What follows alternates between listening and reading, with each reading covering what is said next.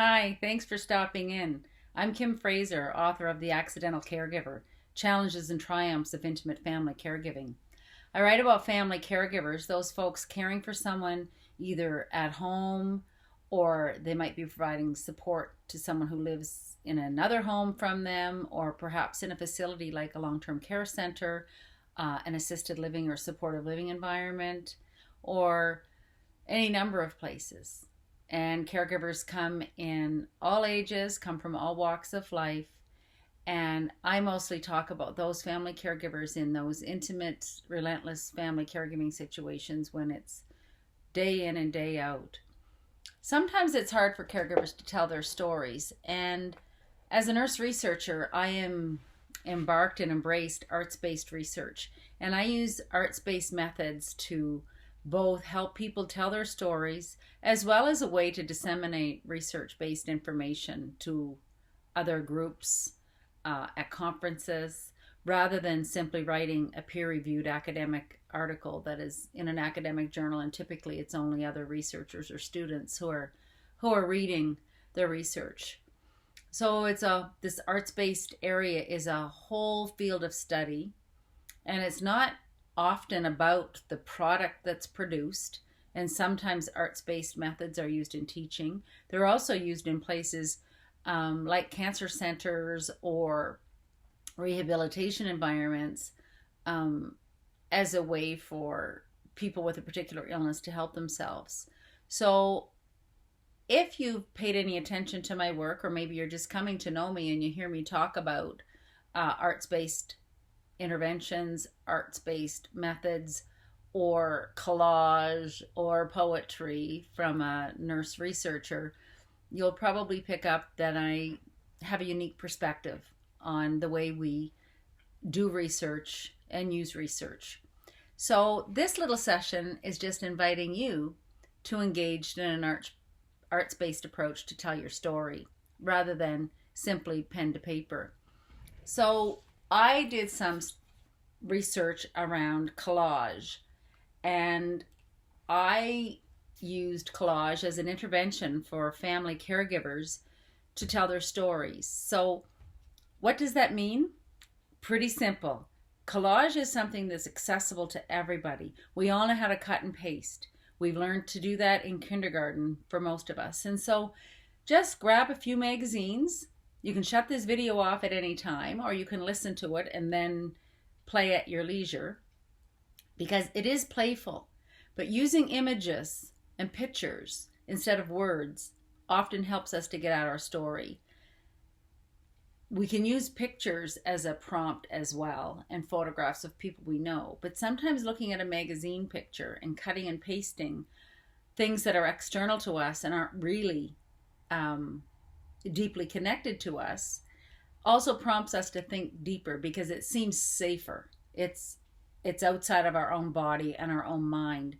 And so I'm just showing you this picture this is one collage that I have previously done. And I did this I probably did it or started it at a collage workshop with family caregivers, and where I was helping them tell their story about being a family caregiver.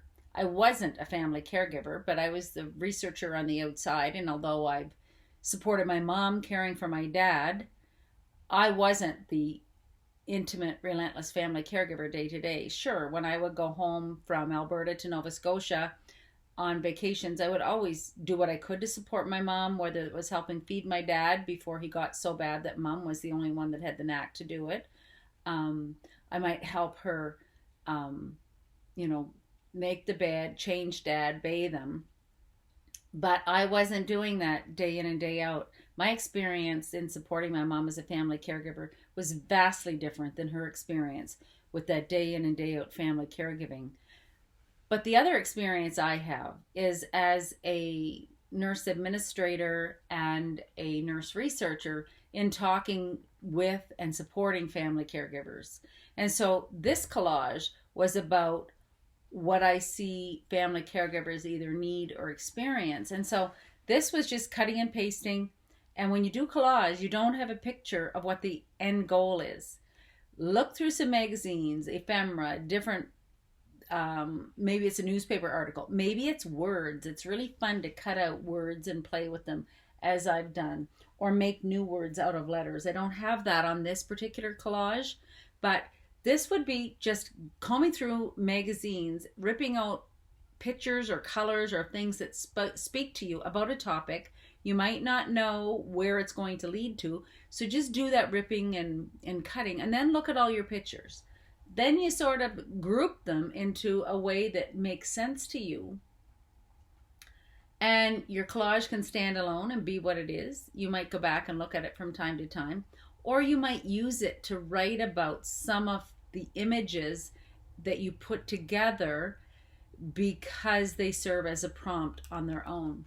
And so in this case, for example, I wouldn't have had this in mind when I first started. And you might look at it and think it looks like a jumbled mess. And that's okay, because it's collage. And whereas some collages might be put together to be aesthetically pleasing, and I could show you some because I've actually done some that ended up in my wall in a kitchen. But this particular collage is about